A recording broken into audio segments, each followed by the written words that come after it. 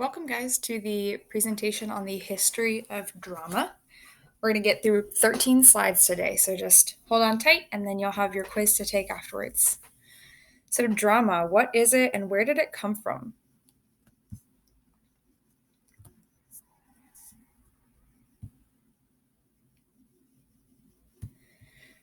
So, a drama is a story that's enacted on stage for a live audience. So much of the entertainment in a drama is about that live audience reaction because the plot is meant to get a reaction from the audience. And so you'll see that every drama has a lot of action and emotion going on in the scenes. The actors would have to be incredibly exaggerated in their actions and emotions to get that point across to the audience. So, where did it come from? The origin of drama. The word drama comes from the Greek verb dran, which means to do. So some of the earliest known plays were written around the 5th century BC, and they were originally produced as festivals to honor one of their gods, Dionysus, of a god of wine and fertility. Look at the picture on the far right as well. That's a picture of an old Greek arena for performing plays. Can you see by looking at that why an actor would have to be extreme with their gestures and voice on stage? As an audience member, if you were sitting further in the back, you could barely see a thing about what's going on that stage. So any movement the actors would have made would have to be incredibly exaggerated and visible from basically a mile away. Every drama has a structure to it, and like the plot of a story, this plot in the play involves characters who come up against a problem or a conflict. So, this chart here just explains the basic structure of a play or any story, really. This is also a structure you would see for other stories. So, it starts with the exposition, where the characters and the conflict is first introduced. And then there's some sort of complication to what's going on. There's a tension that builds, the character's not getting what they want. And then finally, you reach a climax, which is the highest point of tension. And then some sort of action will determine how the conflict will be resolved. And then you get to the resolution, the conflict is resolved, and then the play ends. Conflict is an important term, it's a literary term. It's a struggle or a clash between opposing characters or forces. So from there, a conflict is probably going to develop. There are 3 types of conflict, at least, that we're going to talk about.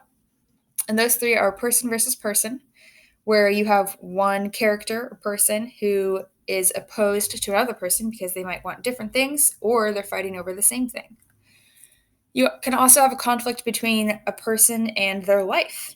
A character can be at odds with their circumstances. Something is happening to them that they don't want to happen, and so they have to find a way around it. You can also have person versus themselves.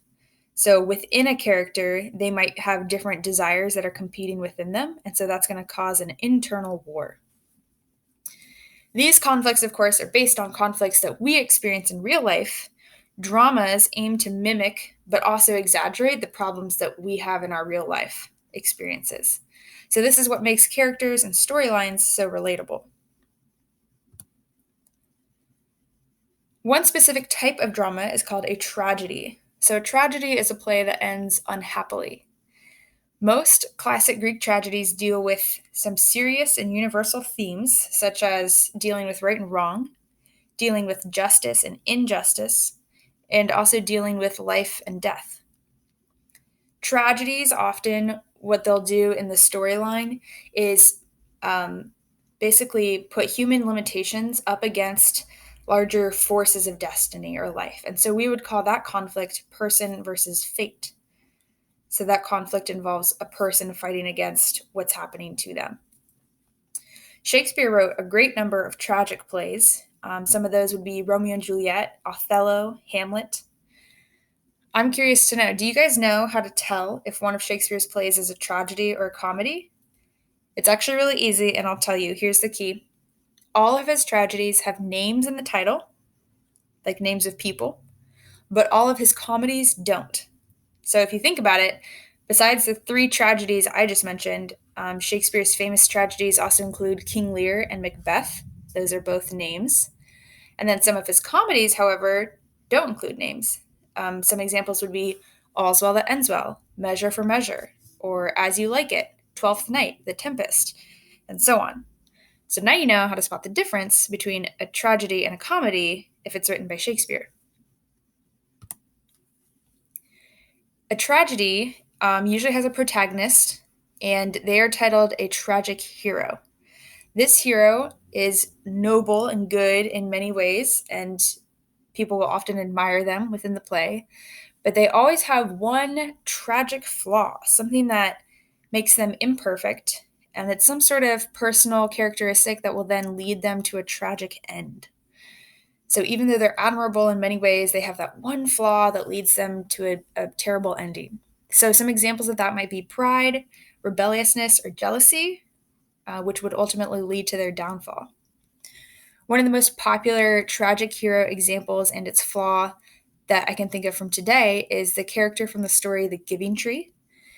The Giving Tree is a tragic hero because what it does is it loves the boy that's picking the fruit from it. It loves the boy more than it loves itself. And so the tree just keeps giving different parts of itself to this boy over years until it ultimately has nothing left. It just becomes a stump in the ground. And so its nature of giving and giving ultimately leads to its downfall. The second type of a drama that we'll talk about is a comedy. So, comedy is a play that ends pretty happily.